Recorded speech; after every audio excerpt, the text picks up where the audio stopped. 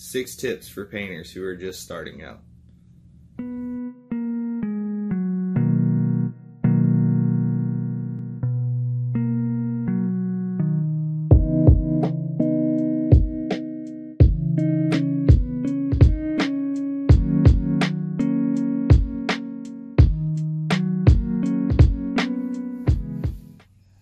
What's up everyone, it's your favorite rude boy, and today I'm here with 6 tips for beginner acrylic painters.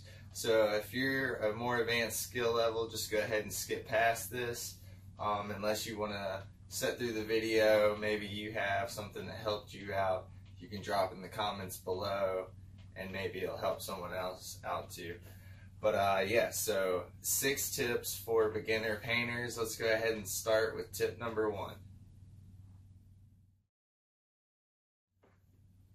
Alright, so the first tip I have for you is just to keep it cheap. There's really no reason to go out and spend a whole bunch of money on paints and canvases when you really don't know what you're doing yet. And it's going to really deter you from experimenting, and you're going to be worried about messing up because you have this numeric value to what you've already started. So if you start off cheap, it's going to let you to be a little more free, and you're not really going to care about if you do mess this up, you wasted a bunch of money. And one way to be cheap is, instead of going out and buying real fancy canvases, you can just get some real cheap canvas board. You know, you can get like a 5-pack of these for like $6 or $7. So that's one way to keep it cheap. Another thing is to just use cheaper paints. It's not really going to help you a whole lot in the beginning to buy more expensive paints. Just learn your technique and that kind of thing. And then, like I said, you also aren't going to have some kind of numeric value on what you spent and you feel like you wasted.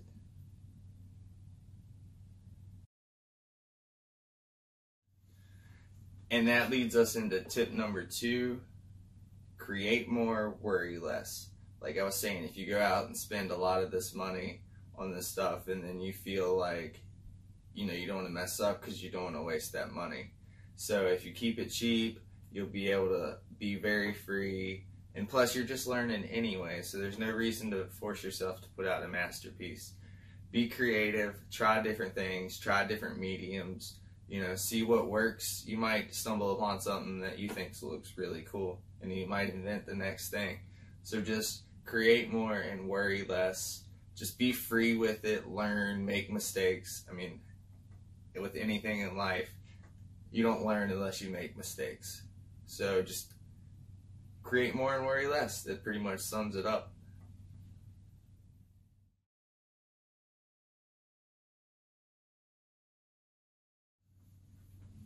So tip number 3. Now you don't have to do this, but it will help you. Gesso. Gesso comes in white, gray, and maybe black, but it comes in a lot of different brands. Winsor Newton, Liquitex has a brand. This is the Bob Ross brand. But so what it's used for is you spread it on your canvas, and it's going to fill in that texture of the canvas and allow you to spread the paint more smoothly. It's also going to allow you to get better blending without having kind of like textured white spots in your painting. And if you don't really want to go out and spend a bunch of money on gesso, you can also use house primer, like a gray primer, a satin, you know. And I used a satin gray primer for years under my paintings before I just stopped doing that. But like I said, it does help fill in the texture and get you a smoother glide with your paints. So it is a good thing to start out with until you get a little more comfortable and understand the paint.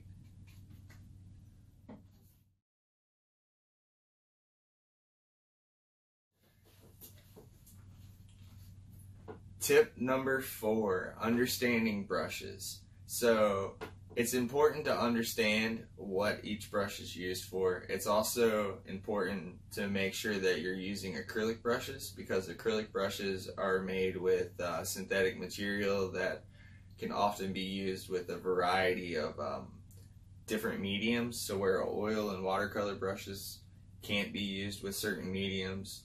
So that's one thing to make sure you're doing. And two, it's good to get you a good collection of brushes, small, medium, large, different varieties, and kind of play around with those and to understand what each brush is used for and what technique it kind of can create with that brush. So just make sure you have a large variety of brushes, and as you paint and learn what you like, you'll kind of wing out the brushes that you don't really use a whole lot, and you'll understand what feels more comfortable for you.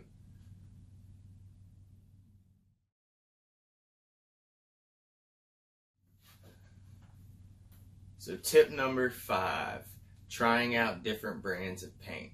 So when you're maybe first starting out, don't go and buy a big tube right off the bat. See if you can find a set of smaller tubes and try out different paints just so you can see what they do. There's a lot of really cheap paints out there that aren't very good.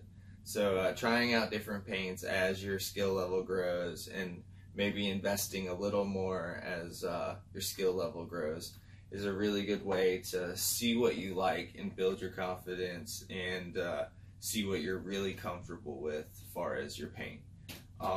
But remember to start off cheap. You know, I don't want you to go out and spend a whole bunch of money, like I said in tip number 1.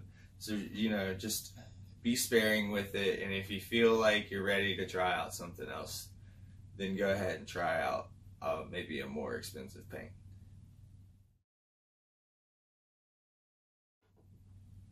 And that brings us to our very last tip, mixing paint. And in my opinion, this is probably the most important tip. So mixing paint can be a very precise process. So it's important to understand your primary colors, your secondary colors, and you're understanding your color wheel. And if you can understand that, then this is going to make painting a lot easier, especially when you're limited to the colors you have. Because technically all you really need is red, blue, and yellow. So get yourself a color wheel, try to understand how the color wheel works, and that's really going to help you and take you to the next level. So that's all I have for you today. I plan to make videos about these topics that go in a little more into depth. So as I do, I'll drop them in the description below. I hope you enjoyed. Thanks for watching. If you have any questions, drop them in the comments. Until next time, Rude Boy out.